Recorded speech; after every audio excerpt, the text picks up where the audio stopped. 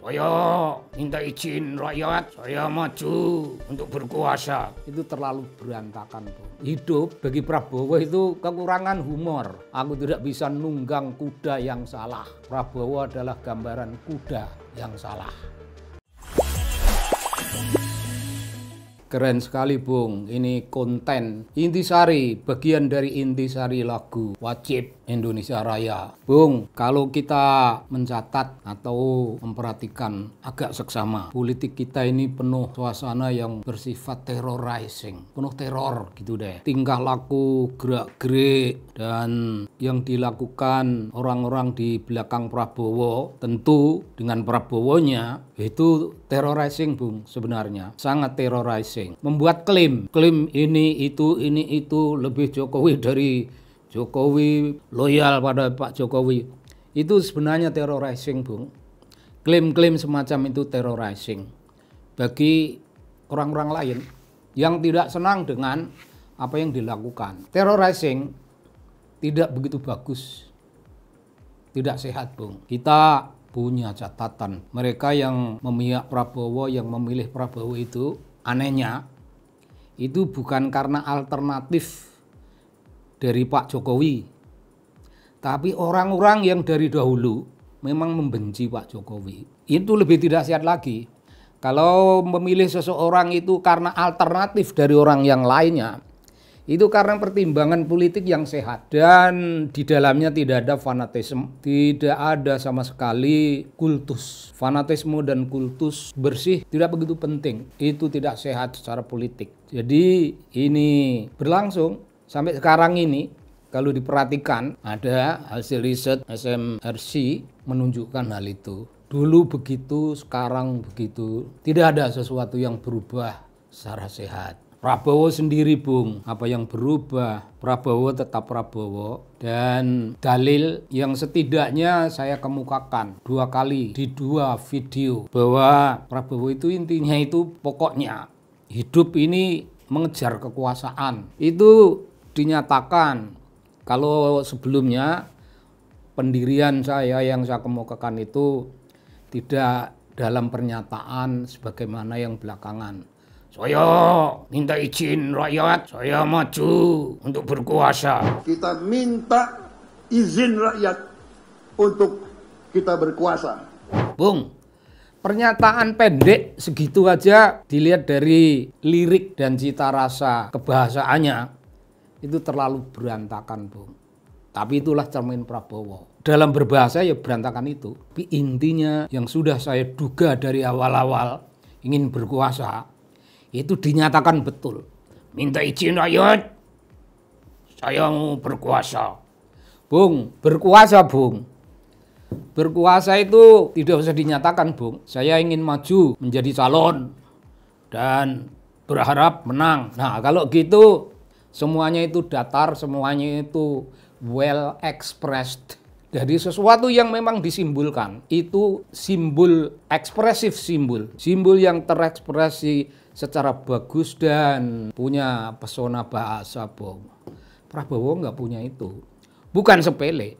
Nggak punya itu terus ya nggak apa-apa. Enggak, apa-apa. Seorang calon pemimpin, ya kalau pemimpin cilik-cilian nggak apa-apa. Ini pemimpin tertinggi loh, Bung. Akan sering berpidato, akan sering menyampaikan simbol-simbol pernyataan, mungkin mewakili kepentingan bangsa, mewakili wawasan kebangsaan, mewakili Indonesia dan keindonesiaan. Kalau cara mewakilinya dari sudut bahasa seberantakan itu, kita yang malu. Saya tidak tahu di belakang beliau itu yang tertib berbahasa. Dan ini bukan soal tertib berbicara, bukan. Tertib berbahasa mewakili konten keindonesiaan, mewakili konten kepresidenan dan lembaga kepresidenan maupun presiden itu sendiri. Kalau seruwet ini urusannya, ini payah. Lagi pula begini, Bung. Yang dinyatakan itu bagi orang yang paham yang memalukan. Minta izin berkuasa. Apa artinya, Bung, berkuasa? Orang yang mengatakan begitu, itu mau tidak mau, Bung, itu gambaran dari orang yang haus, ingin berkuasa, yaitu haus kekuasaan, Bung. Dan haus kekuasaan itu dirumuskan dalam bahasa kita maupun dalam bahasa Inggris untuk kepentingan universal. Itu kita dan dunia universal itu punya catatan yang sama. Itu ungkapan buruk, buruk sekali, Bung, buruk. Dari sudut bahasa sudah buruk, gambaran dari orang yang haus kekuasaan. Maknanya segala tingkah laku diarahkan untuk berkuasa. Cara apapun, mekanisme apapun ditempuh untuk berkuasa. Enggak, Bung, hidup bagi Prabowo itu kekurangan humor. Kehilangan, bukan hanya kekurangan. Bagi Prabowo, hidup itu kehilangan rasa humor. Tidak ada humor, dan humor dalam dunia politik, humor simbolik, humor diplomatik, wih, pentingnya bukan main.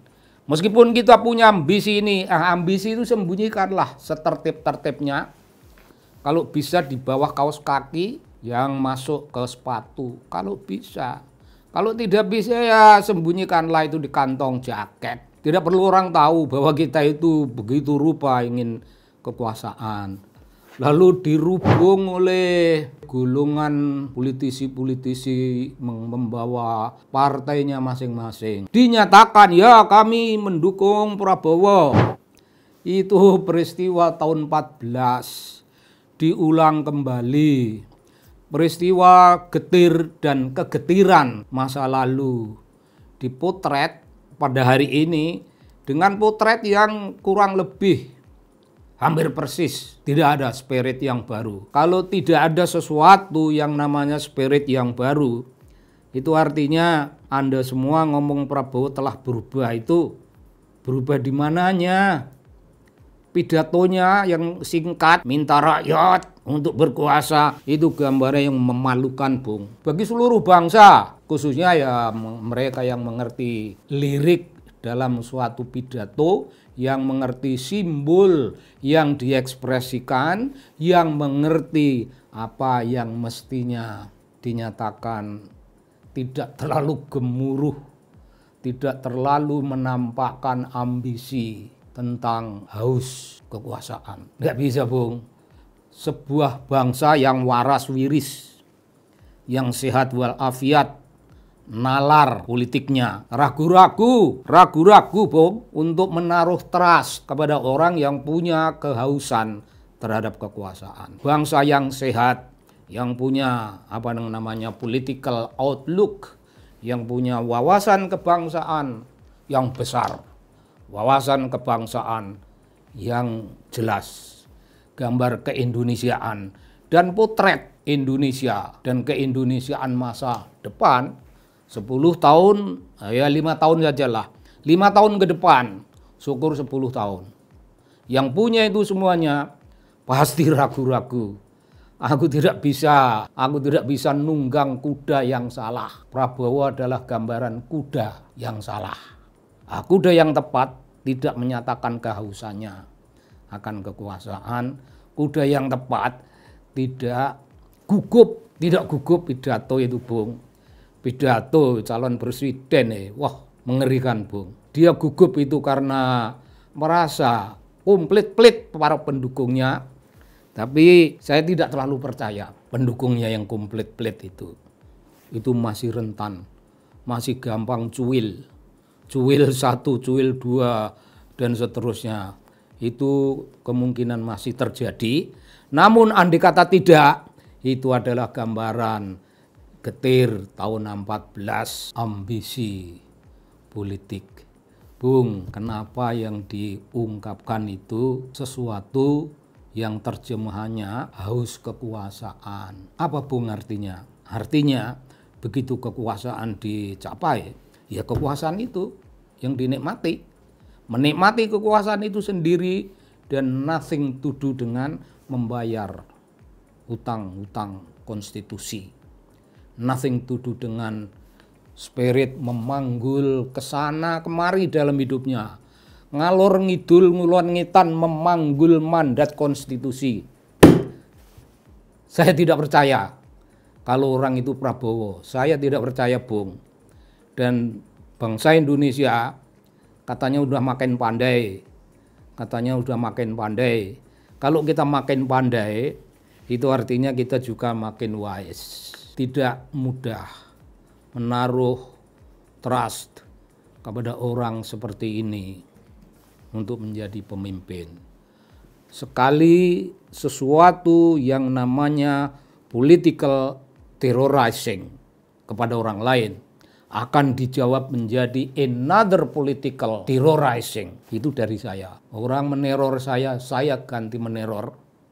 Itulah komunikasi politik belak-belakan, terang benderang, tapi di dalamnya itu, Bung, ada sesuatu yang anggun bagi masa depan politik kita sendiri, bagi masa depan bangsa.